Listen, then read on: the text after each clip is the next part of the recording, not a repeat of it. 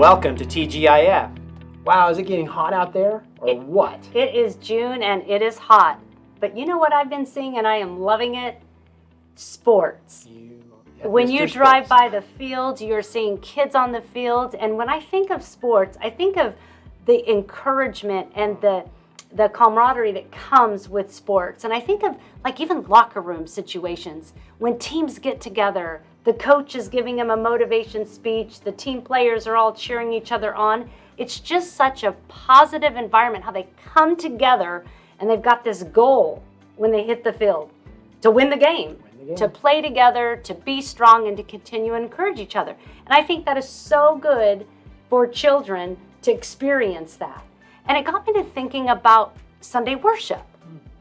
Isn't Sunday worship kind of like a locker room? You come here, you kind of connect with people, you encourage each other. It doesn't smell as bad though. True.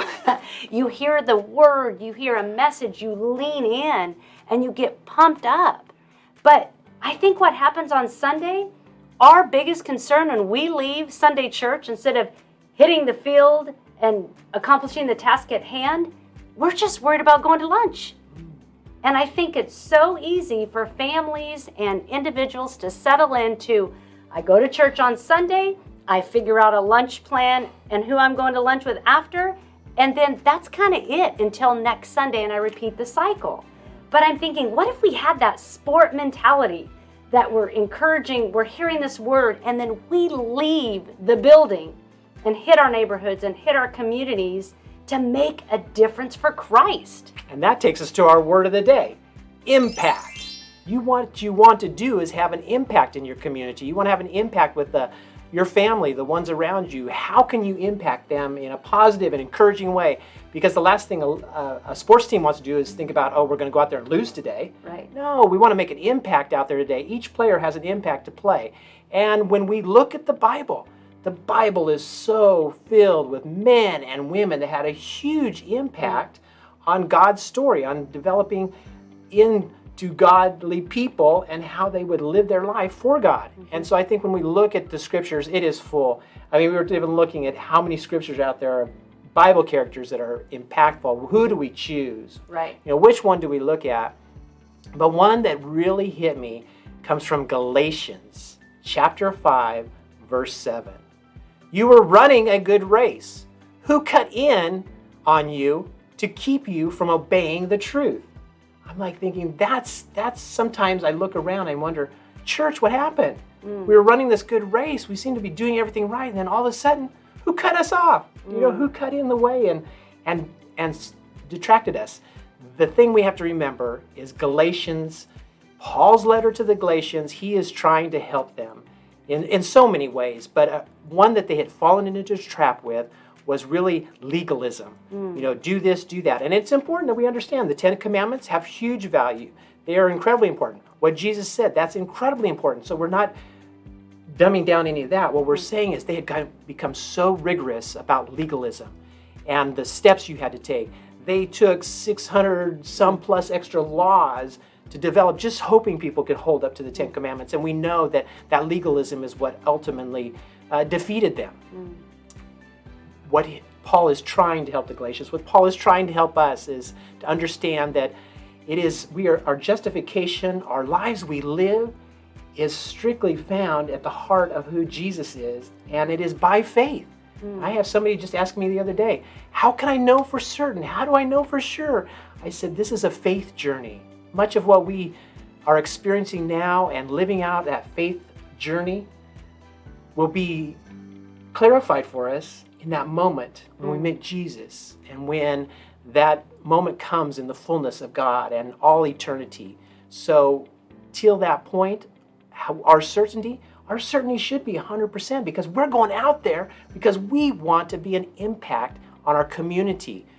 And the only thing that counts is our faith working through love. And that's what Jesus is so passionate about, that you love God with all your heart, mind, and soul, and then you love your neighbor. Not just as I got to put up with my neighbor kind of love, but a true love and caring for it. And that's hard. But remember where this is all going to.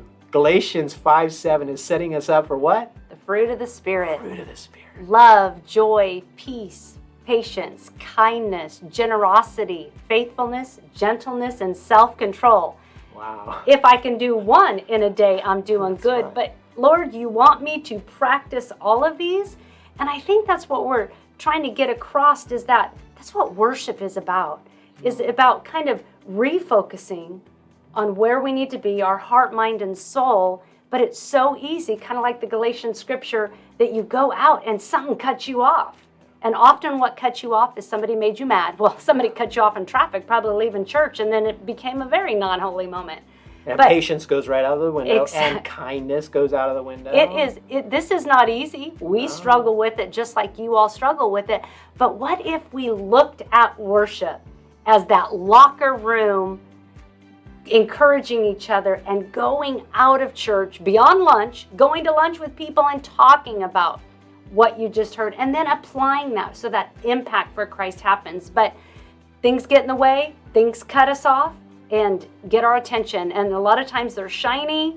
It's about something new, or it's about where you want to be, because it's easy to kind of let your church and your faith community be pushed aside, because there's always going to be something a little more fun.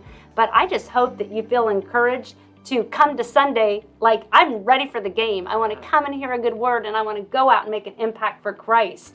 And even somebody asked me the other day, are you always going to do a children's message? And my first thought was, you don't like it? You don't want me to do it? What are you saying? No, I think it's something good.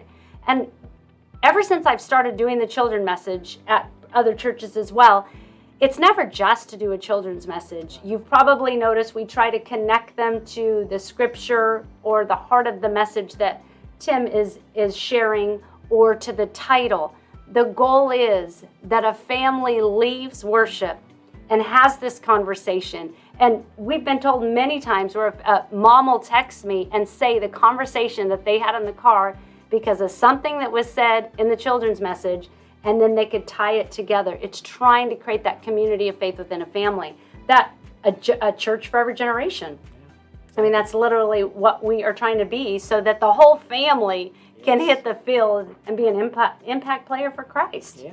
So, are we to that question of the day? Yes, we always leave you with the question. I wonder if you write the question down, or how much you really... And wouldn't you really like to hear back on some of the answers? I mean, we don't hear very many answers back. We would love Well, the to hear Sunday that. night group, they're always I talking appreciate the about Sunday night TGIF, group. which Yeah. is fun. But the question we leave with you today, and it's a tough question, and be honest with yourself. Yeah. Are you a bench player Ouch. or an impact player for Christ? Wow.